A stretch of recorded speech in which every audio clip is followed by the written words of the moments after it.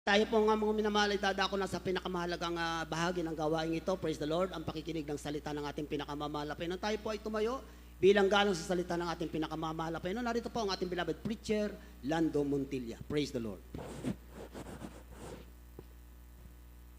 Amen. Praise God. Purin po ating pinapay na Jesus. God bless po. Brother June, Preacher June. Praise God. Tayo muna po minamahal. Samahan niyo po ako. Tayo dumalangin upang tayo po sama-samang pagpalain ng ating pinapay ni Jesus, ating pag-aaral ng kanyang banal na salita. Amen. Praise God. Opo dakila pagpala na may amang banal, Diyos na mga pangyarihan sa lahat. Sa mga pangyarihan pahalan ni Jesus, minsan ang pamalapay narito kami malatas puso, nagpupurit, nagpapasalamat sa ipatnubay gabay, malapay sa mga nagyugto namin pananambahan sa araw na ito. Maraming salamat po sa mga buhay na patatuo, namin napakinggan, naging karagdagang kalakasan namin pananampalataya sa mga puri awitin, alay amin na malang awit. Maraming salamat po, malapay sa bagay ito, malapay nun. Pag-aaral ng Banal Salita, sama-sama kami nagpapakumbaba, naninikluhod na kami humingi ng kapatawaran.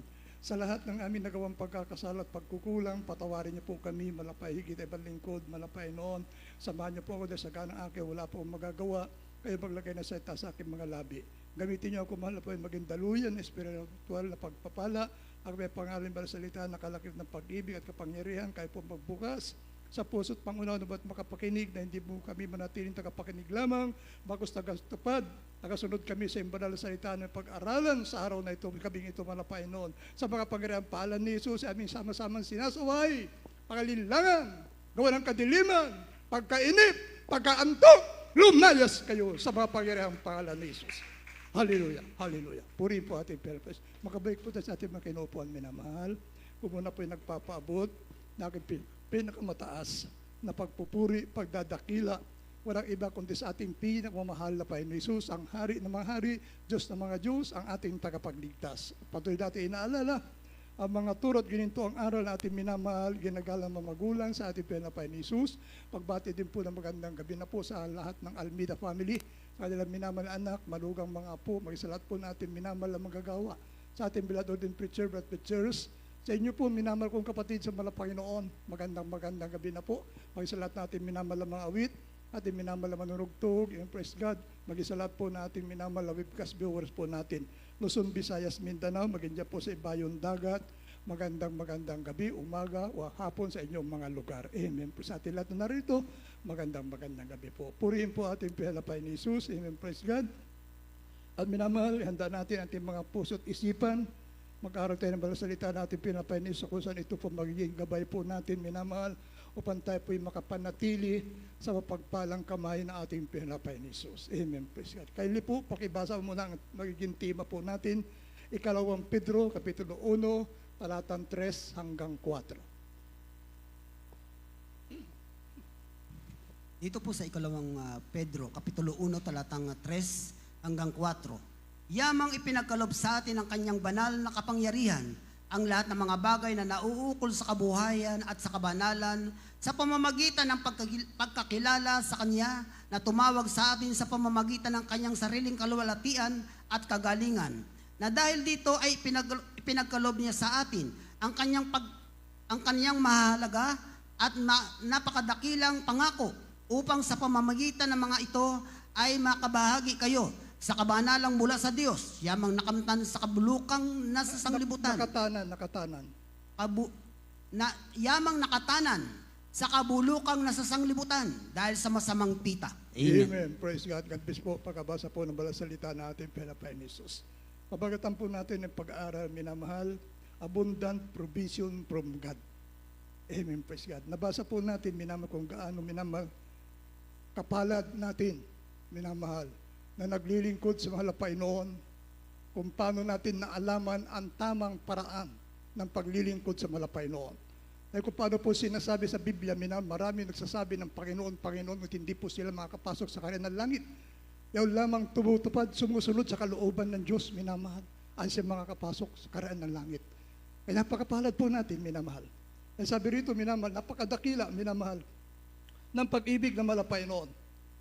Pagkatapos po niya, minamahal, ibinigay yung kanyang buhay. Bilang pantubos sa ating mga kasalanan, ibinigay ng malapay ng kanyang banal na kapangyarihan. Amen. Praise God. At mga mahalagang pangako sa atin upang hindi na tayo bumali sa iba, upang makontento na tayo sa paglilingkod sa Kanya. Palakpakan po natin at ipinapain ni Jesus. Amen, praise God. Ano yung ibinigay ng Diyos sa atin, minamahal? Praise God. Nadakila, minamahal. Mahalaga, minamahal. Ang binigay niya sa atin, minamahal, praise God. Basahin po natin ito, ang binigay ng Diyos. 1:3-16. Amen. Dito sa John chapter 3 verse 16. Sapagkat gayon na lamang ang pagsinta ng Diyos sa sanlibutan, kaya binigay niya ang kanyang bugtong na anak, upang sinamang sa kanya'y sumampalataya ay huwag mapahamak, kundi magkaroon ng buhay na walang hanggang. Amen. Amen. Praise God. God bless po. Pagkabasa po ng salita ng malapay noon. Ito po ibinigay sa atin ng malapay noon. Ibinigay niya ang kanyang buhay upang ang sino man sa kanya sumampalataya ay hindi mapahamak, bagkus magkaroon ng buhay na walang hanggan. Amen. Praise God. Sa panahon natin ngayon, minamahal, ito yung sinasabi ng Biblia. Panahon na mapanganib. Sa mga hindi po nakakilala sa malapay noon, sa mga hindi po minamahal nakaalam ng tamang paglilingkod sa malapay noon, andyan po, minamahal, madadala sila, minamahal, ng sama ng panahon, minamahal, sama ng minamahal panahon sa panahon natin ngayon, dahil itong daigdig na ating kinalalagyan ngayon, minamahal, pinamumugaran po ito ng kaaway ng Diyos. Pinamumugaran ito ng kasalanan, minamahal. Kaya sabi na atin nabasa, minamahal, yung sa 4, dahil dito, ipinagkaloob niya sa atin ang kanyang mahalaga at napakadakilang pangako upang pamagitan ng mga ito ay makabahagi tayo sa kabanalan mula sa Diyos, yamang nakatanan tayo sa kabulukang nasa sanlibutan dahil sa masamang pita. Kaya tayo nananatili dito. Praise God. Dahil mayroon tayong proteksyon na nagmumula sa mahal na Panginoon. Amen. Praise God. Hindi tayo madadaig, minamahal, ng kalayawan ng sanlibutan ito. Hindi tayo madadaig, minamahal, ng sama na sanlibutan ito dahil mayroon Diyos na nagpoprotekta sa atin. Binigay niya yung kapangyarihan upang mapaglabanan natin, minamahal, ang gawa ng kaaway ng malapayon. Kaya napakapalad po natin, minamahal. Praise God, na naalaman natin yung tamang paraan ng paglilingkod sa malapay noon. Amen, praise God. Dati naglilingkod din tayo sa Diyos noon, minamahal. Ngunit sa maling paraan, minamahal. Nakagisnan natin paglilingkod sa Diyos noon, maling paraan, minamahal. Kaya naman po, daig na daig tayo, minamahal, ng sanlibutan. Nahihila tayo ng kawain ng sanlibutan. Ngunit minamahal, maalaman natin ang tamang paraan ng paglilingkod sa malapay noon. Binigyan tayo ng kapangyarihan ng Diyos na mapaglabanan yung gawa ng sanlibutan. Palakpakan po natin, ating Panginoong Jesus. Tingnan niyo, minamahal. Dito, minamahal, sa banal na kasulatan, ano yung pinagkaloob sa atin na kapangyarihan ng malapay noon? Praise God. Lucas 10:19. Kaili po. Dito po sa Lucas, Kapitulo 10, talatang 19. Narito, binigyan ko kayo ng kapamalaan na inyong yurakan ang mga ahas at ang mga alakdan at sa ibabaw ng lahat ng kapangyarihan ng kaaway at sa anumang paraay hindi kayo maaano. Amen. Amen. Palakpakan po natin ating Panginoon Jesus. Binigyan tayo ng kapangyarihan ng ating Panginoon Jesus. Amen. Praise God. Ang sabi rito, minamahal, narito, binigyan ko kayo ng kapangyarihan, kapamalaan, upang yurakan ang mga ahas, upang labanan natin yung gawa ng sanlibutan. Yun ang binabanggit dito, minamahal. Mga ahas, yan po yung kasalanan, minamahal. Binigyan ka ng kapangyarihan ng Diyos upang hindi ka maagaw ng kaaway, bagkus daigin mo ang kaaway, minamahal, dahil mayroon kang Diyos na mga pangyarihan. Amen, praise God. Yan po ang kapangyarihan pinagkaloob ng malapay noon. Kaya pahalagahan po natin, minamahal, ang kaligtasan kaloob ng malapay noon upang hindi na tayo tatalikod pa. Amen, praise God. Marami ang tumatalikod, minamahal, sa kabila, minamahal, naranasan nila yung pagpapala ng Diyos, naranasan nila kung paano sila nilingat ng malapay noon. Minamahal, dumating ang kaunting pagsubok, nakalimutan na, minamahal, yung kabutihan ng malapay noon. Kaya sabi rito, minamahal, praise God, pahalagahan daw po natin ang kaligtasan kaloob ng malapay noon upang hindi na tayo tatalikod pa. Lahat ng kanyang pagmamahal at pagmamalasakit ay ibinuhos niya sa atin upang hindi natin ipagpalit sa gawa ng sanlibutan. Lahat ng humahanap, lahat ng hinahanap pangailangan ng tao ay nagmumula sa Diyos. Palakpakan po natin ating Panginoon Jesus. Lahat natin pangailangan, nagmumula yan sa mahal na Panginoon. Amen, praise God. Tingnan niyo, minamahal, nung mangako ang malapay nung kay Abraham, minamahal, na sila ay magkakaroon, minamahal, ng anak. Si Sarah, lihim na napangiti. Maniwala ako sa iyo, batanda na ako, 100 taon na ako, paano pa ako magsisilang ng anak? Ngunit si Abraham, minamahal na natili na nagtiwala sa malapay noon. Nanampalataya siya na pag sinabi ng Diyos, minamahal, mangyayari. Amen. Di na yung minamahal. Dito sa Gawa, 18, talatang 14. Genesis po. Dito po sa Genesis chapter 18 verse 14. May anumang bagay kayang napakahirap sa Panginoon? Sa tadhanang panahon ay babalik ako sa iyo sa taong darating at si Sarah ay magkakaanak ng isang lalaki. Amen. Palakpakan po natin. Pero God bless po. Pagkabasa po naman salita ng malapay. Ito yung pinangako, minamahal pa noon kay Abraham. Praise God. Si Abang Abraham, kaya naman po tinawag siyang Abang sa pananampalataya. Dahil walang katulad yung pananampalataya ni Amang Abraham, minamahal. Andun ang kanyang pagtitiwala. Sinabi niya, narinig niya sa mga Panginoon, hindi siya nag-alilangan. Walang bahid na pag-alilangan, minamahal. Naniwala siya. Basta sinabi ng Diyos, magkakaroon ng katuparan. Bagamat si Sarah, palihim ng napangiti, minamahal, dahil siya maniwala. Paano nga naman, minamahal? Lipas na siya, minamahal, kapag minupos na. Minamahal, paano ba magkakaanak yun? Minupos ka na, minamahal. Siya mga Abraham, nanatili yung kanyang pagtitiwala sa mga Panginoon, nanalig siya na pag sinabi ng Diyos, minamahal, magkakaroon ng katuparan. At ang sabi rito, minamahal sa atin nabasa, minamahal, praise God, sa 14, sabi 18, may anumang bagay kayang mahirap sa Panginoon, sa tadhanang panahon ay babalik ako sa iyo sa taong darating at si Sarah nagkakaanak ng isang lalaki. Amen, praise God. Nagkaroon ba ng katuparan ito, minamahal? Roma 4:19 hanggang 21.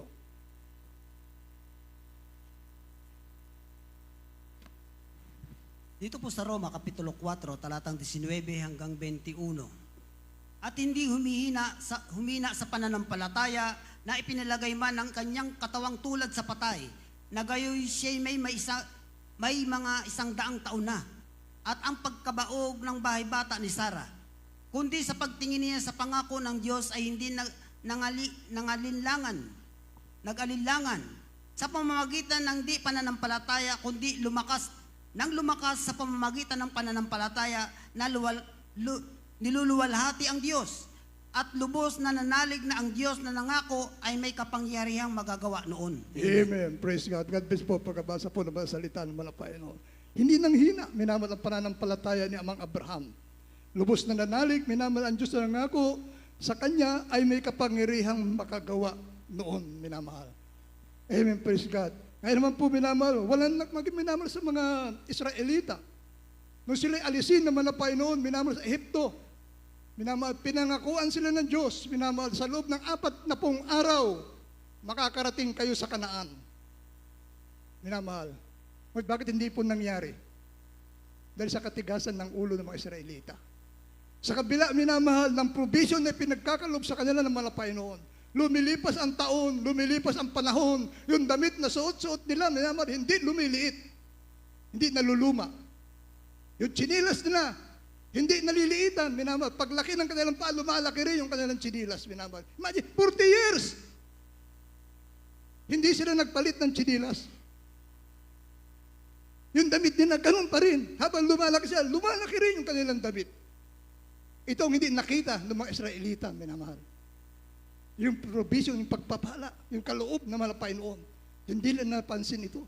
Minamahal. Ang kanilang tinignan, minamahal, yung gawa ng sanlibutan. Yung kanilang nadadaanan, nakalayawan. Yun ang kanilang nakita. Hindi nila nakita, minamahal, yung kabutihang ginawa ng malapay noon sa kanila. Bagi sa panahon natin ngayon, minamahal, mayroon nakalasap ng biyaya ng Diyos. Ngunit dumating pagkakataon, nakalimutan na yung biyaya ng Diyos. Nagawa pang labanan, minamahal, yung mga naatasang manguna sa gawain ng malapay noon. Hindi nila inaalaala. Minamahal, nung panahon na sila, minamahal, ay nasa kapighatian. Nung panahon, minamahal, wala silang pag-asa, minamahal, na magkaroon ng kalutasan ng kanilang problema. Dumating sa kanila ang tunay na ebanghelyo ng Diyos at yung problema nagpabagabag sa kanilang isipan, nilutas ng malapay noon.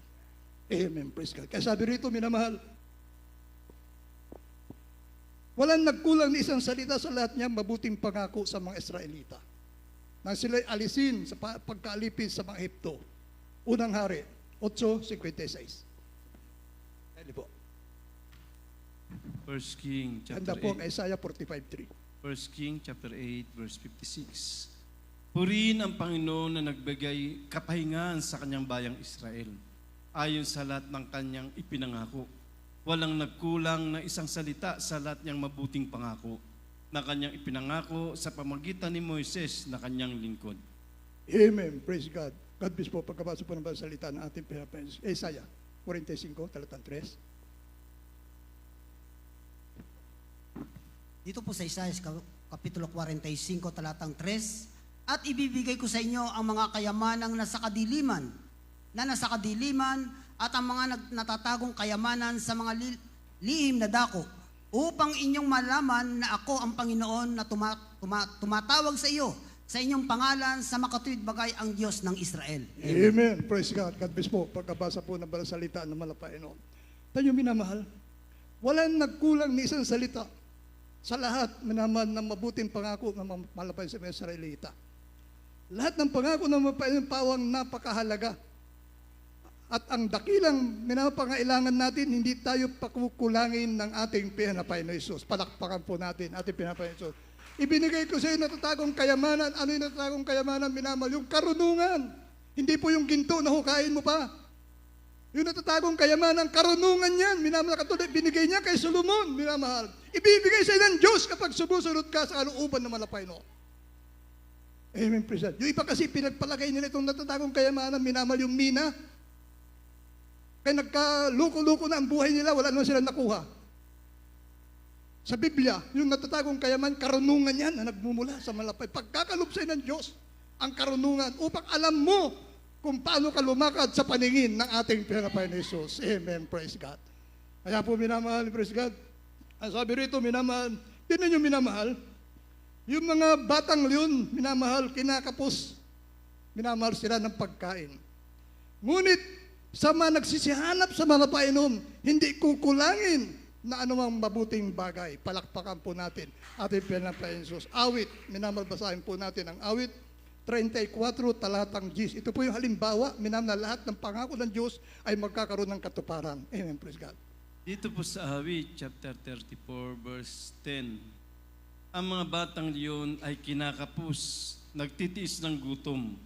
Ngunit silang nagsihanap sa Panginoon ay hindi kukulangin ng anumang mabuting bagay. Amen. Praise God. Hindi kukulangin na anumang mabuting bagay.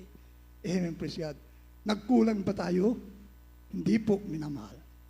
Nung inutusan ng malapainon yung mga alagad na mangaral na ebanghelyo, huwag kayong magbabaon kahit ano ang binilin ng malapainon. At nung sila'y bumalik sa malapainon, kinulang ba kayo? Hindi po, mahal na Panginoon. Kung yun, minamahal, mga inutusan ni malapainon mga alagad niya, ay hindi pinagkulang ng Diyos. Siya rin po ang Diyos natin pinaglilingkuran ngayon, na kapag sumunod ka sa kanyang kalooban, isinagawa mo kanyang palatuntunan, minamahal, hindi ka pagkukulangin ng ating pinapay ni Jesus. Amen, praise God. Basahin po natin, Mateo 6:33.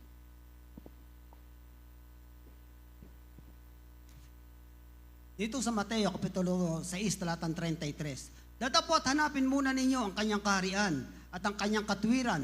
Ang lahat ng mga bagay na ito ay pawang idaragdag sa inyo. Amen. Amen. Praise God. Yun ang gagawin natin. Minamahal, hanapin muna ninyong kanyang kaharian at kanyang katwiran.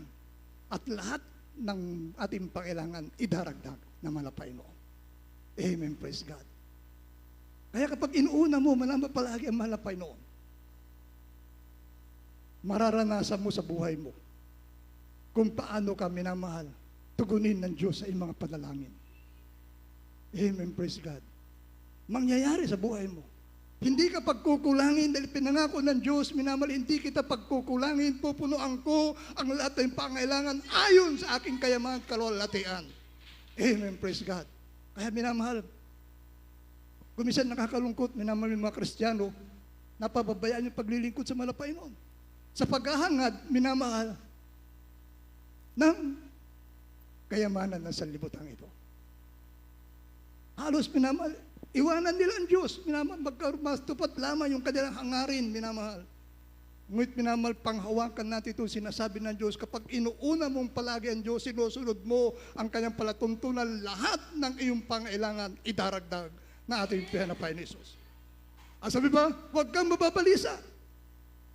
Pinangako ng malapay niyan, huwag kang mababalisa kung yung mga ibon, minamahal, hindi sila nagsisihan, hindi sila minamahal nagtatanim, pinapakain sila ng Diyos. Binibihisa sila ng malapay noon. How much po tayo na anak ng Diyos, minamahal, ang hindi pinamahal-lilingapin ng ating pinapay ni Jesus? Sa 6:25, Mateo, kayo po. Dito po sa Mateo chapter 6 verse 25. Kaya nga sinasabi ko sa inyo, huwag kayong mga balisa sa inyong pamumuhay, kung ano baga ang inyong kakanin o kung ano ang inyong iinumin, kahit ang sa inyong katawan, kung anong inyong daramtin. Hindi baga mahigit ang buhay kaysa pagkain at ang katawan kaysa pananamit? Amen. Amen. Palakpakan po natin ating pinapay. God bless po. Pagkabasa po ng salita ng malapay noon. Tayo minamahal. Kaya napagandang pangako ng Diyos, minamahal, lahat ng mahalaga, lahat ng pagkailangan natin, minamahal, ipagkakalubyan ng malapay noon. Praise God. Kaya walang alinlangan. Totoo ang pangako. Pag nangako ang Diyos, minamahal, totoo, minamahal, ang gagawin mo lamang, minamahal, sundin mo ang kanyang kalooban. Dahil kung hindi, minamahal, kung hindi dumadating ang pagpapala ng Diyos, minamahal, huwag mo sisihin ng Diyos, nasa iyo ang pagkukulang. Dahil ang Diyos hindi siya liko upang hindi niya kayang tuparin yung kanyang pangako. Hindi maigsi ang kamay ng Diyos upang hindi niya maabot yung ating pangailangan. Hindi mahina yung kanyang pandinig upang hindi niya marinig yung ating mga daing. Amen, praise God.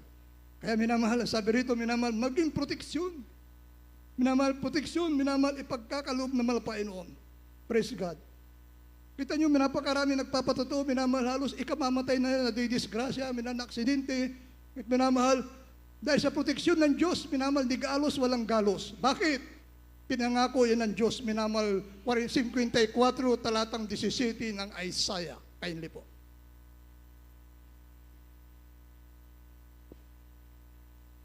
Dito po sa Isaias, Kapitulo 54, talatang 17, walang almas na ginawa laban sa iyo, o pakikinabangan at bawat dila na gagalaw laban sa iyo, sa kahatulan ay iyong hahatulan. Ito ang mana ng mga lingkod ng Panginoon, at ang katwiran nila ay sa akin, sabi ng Panginoon. Amen. Amen. Praise God. Palakpakan po natin. God bless po pagkabasa po ng salita ng manapay noon. Tayo minamahal, ating minamahal, ginagalan ng mga pastor. Grabe yung kanyang pananampalataya. Umakyat sa Talipaw. Alam naman natin, lugar na yun, minamahal, Lions din, kung tawagin. Pugad ng mga mamamatay tao. Pag pumasok ka ron, wala ka ng pag-asang lumabas na buhay. Sa katunayan, isang pari na taga-Sambales ang pumasok doon, minamahal, pinatay. Minamahal, ngunit ang ating minamahal, iginagalan ng mga pastor. Dahil susunod niya ang kalooban ng malapay noon. Wala siyang takot, maging kamatayan, kaya suungin na ating minamahal, iginagalan ng pastor. Hindi siya natakot, minamahal, ilang beses siyang tinutukan ng baril. Na nire-rebuke niya, be frozen in the mighty of Jesus, napuprusin yung taong naputok sa pamamarit sa kanila. Maging yung sumusugot na may dalang kris, minamahal, may dalang itak, na napakatalas na itak nito. Nung sawayin ng mga pastor, minamahal, naprusin yung taong ito, minamahal. Bakit? Pinangako ng Diyos, walang armas na mananaig laban sa lingkod ng Diyos, minamahal. Amen, praise God. Pinangako yan na malapay noon. At bawat, sabi rito, minamahal, at bawat dila nagagalaw laban sa iyo ay hatulan. Amen, praise God. Ay hatulan, ay iyong hatulan. Ito ang masarap, minamahal. Ito ang mana ng lingkod na mahal na Panginoon. Palakpakan po natin Pilipay ni Jesus. Kung dito sa lupa, minamahal, hinahangad natin, minamahal, yung mana natin sa ating mga magulang. Kung ating mga magulang, maraming lupain, maraming taglay-taglay na pag-aari, minamahal, pinag-aawayan ng mga kapatid yan.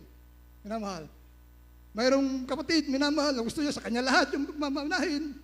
Mayroon naman, minamahal, kaunti lang ibibigay, pinag-away-awayan. Ngunit tayo, minamahal, yung mana natin sa mahal na Panginoon, minamahal, walang makadadaig nito, walang makakahigit nito, minamahal, dahil proteksyon ng Diyos ang mamanahin natin, minamahal, palakpakan po natin ating pinapay ni Jesus. Amen, praise God. Aba sabi, minamahal, dito minamahal, praise God, sa Santiago, kita yung minamahal, kung saan nakaka-bless, mga mag-aaral natin mga kapatiran. Kapag may mga event, minamahal, mga kapasok sila sa school. Hindi nila pinapasukan yung school, minamahal. Inuuna nila yung mga event ng gawain ito. Kahit mayroon silang minamahal nakatakdang pagsusulit, minamahal. Hindi sila nag-alinlangan, minamahal. Pagkatapos ng event, papasok sila, minamahal. Wala review-review, bibigyan sila ng pagsusulit ng kanilang guro. Ang sabi ng Biblia, kapag nagkukulang ka ng karunungan, humingi ka sa Diyos. At siya'y magbibigay ng sagana at hindi nanunumbat. Santiago 1:5. Handa po ang Mateo 11:28. Lapit na po tayo magtapos. Dito po sa Santiago chapter 1, verse 5. Ngunit kung nagkukulang ng karunungan ang sinuman sa inyo, ay humingi sa Diyos na nagbibigay ng sagana. Sa lahat ay hindi nanunumbat at ito'y ibibigay sa Kanya. Amen. Praise God. Mateo.